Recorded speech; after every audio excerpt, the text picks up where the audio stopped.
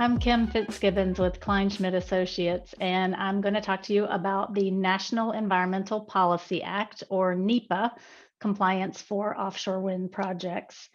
Just quickly, Kleinschmidt, we're an environmental and engineering firm based in the Northeast.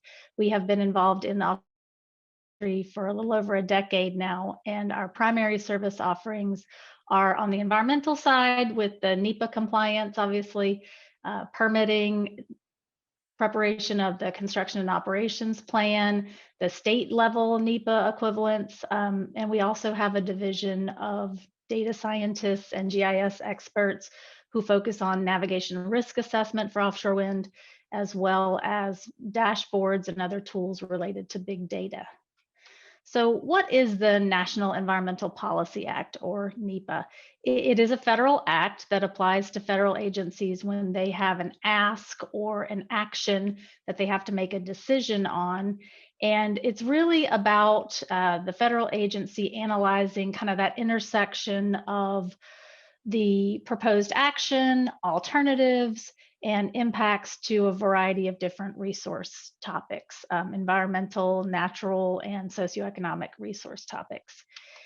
In BOEM's environmental review process, there are two places along the path where NEPA compliance is required. And first is very early on up front when BOEM is still writing their wind energy areas prior to putting them out for auction.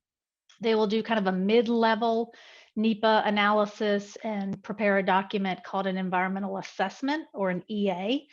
And then the lease area goes out for auction. The developer procures that. They develop their site assessment plan and their construction and operations plan and all the associated studies and assessments and surveys that go along with that. And then they'll deliver this very comprehensive package to BOEM with an ask, and that ask is for approval, construction and operations plan, or COP. So that is the federal action that triggers BOEM into doing their next NEPA analysis, and that is to either approve the COP, deny the COP, or approve it with some conditions.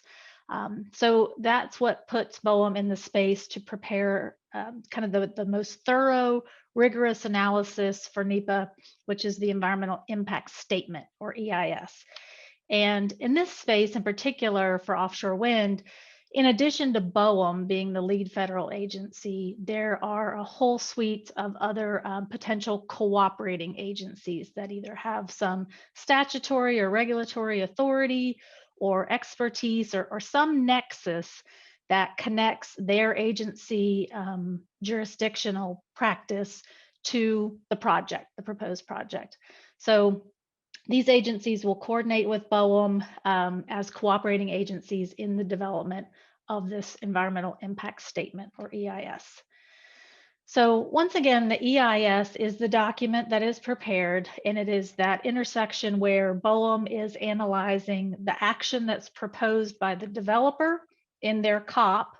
BOEM will also formulate alternatives to that proposed action, and they'll evaluate the action and the alternatives against a whole suite of resources and those potential impacts. So birds, bats, marine mammals, cultural resources, commercial fisheries, air quality, noise, all of these various different resource topics are analyzed in the EIS.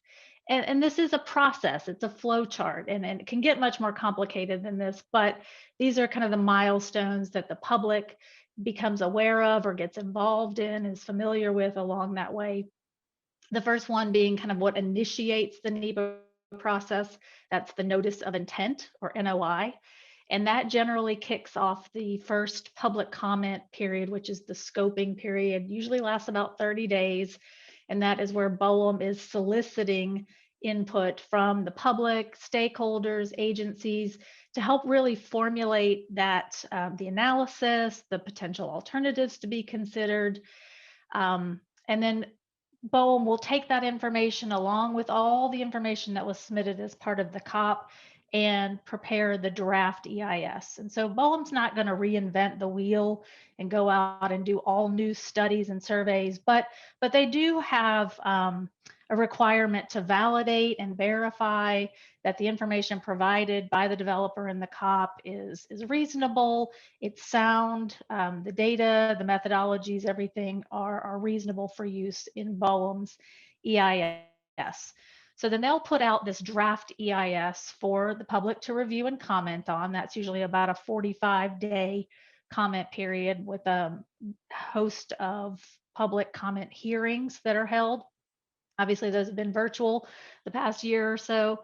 And then they'll take the comments on that draft EIS and push that to the final EIS. So that's the last big document that is released, and then the accompanying decision document that comes a few months after the final EIS is the decision document, or in this case, the ROD, the record of decision. So that's usually about a 3-month lag behind the final EIS. So that's the NEPA process. This has been helpful. If you have questions, please feel free to reach out, and I look forward to seeing you soon. Thanks.